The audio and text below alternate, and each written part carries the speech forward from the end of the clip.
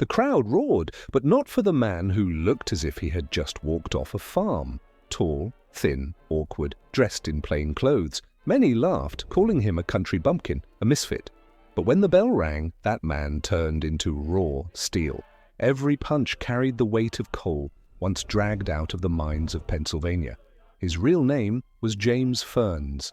The world would know him as Rube Ferns, the Kansas Rube, an unlikely champion remembered for his power, his eccentric ways, and for facing some of the most dangerous fighters at the turn of the century. This is the story of Rube Ferns.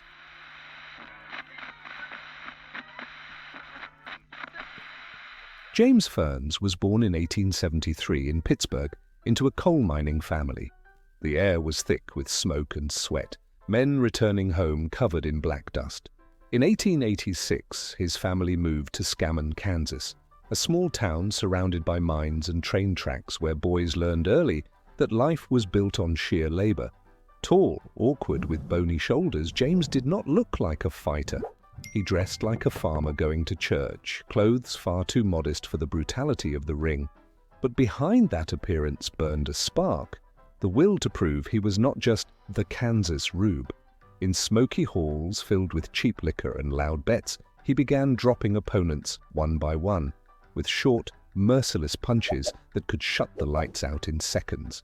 By the late 1890s, Rube Ferns was no longer just a local curiosity. In rickety wooden arenas, his name spread among gamblers and journalists.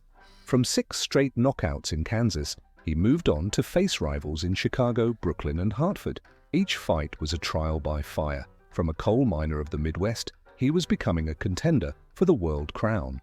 The turning point came on January 15, 1900, when he faced the notorious Mysterious Billy Smith, a man infamous for brutality and dirty tricks. Ferns was knocked down again and again, yet he rose, each time, sweating, staggering, eyes locked on his tormentor, like a man trapped in a nightmare. In the 21st round, Smith was disqualified for foul play, and the improbable Kansas Rube stood as the world welterweight champion. It was only the beginning of a trail marked by violence, blood, and unshakable endurance. The belt brought glory, but also enemies. Ferns defended the title against hard men like Eddie Connolly and Matty Matthews, winning with the kind of dry, crushing blows that silenced crowds. But his body began to pay the price. Open wounds, sleepless nights, the weight of fame pressing down like a collapsing mine.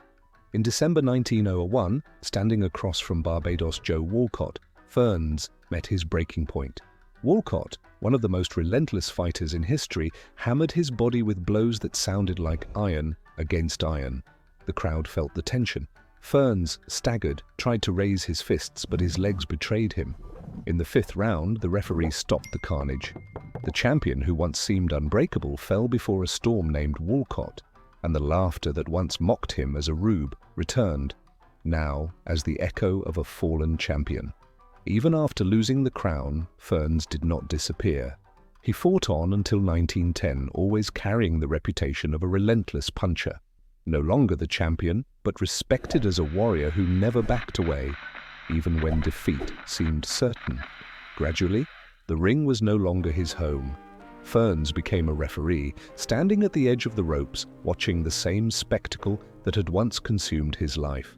From that vantage point, he saw young men repeat the same mistakes, chase the same fleeting glories, and perhaps he remembered the awkward boy who left the mines to face giants. Labeled eccentric, even called a freak by journalists of his day, he left behind the image of an unlikely champion, the man who looked as if he didn't belong in boxing, yet for 2 years ruled it with fists of stone.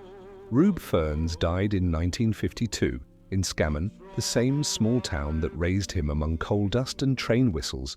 His story faded into yellowed newspaper clippings as if time had erased the glow of an improbable champion. But picture this final scene: a tall man, plain clothes, standing in the shadows of an empty ring. He adjusts his hat, breathes deeply, and gazes at the ropes as though facing a mirror of the past. That Kansas Rube proved that courage cannot be measured by appearance, and even in defeat, he carved a mark of iron into boxing history. a reminder that the true champion is not the one who never falls, but the one who always finds the strength to rise again.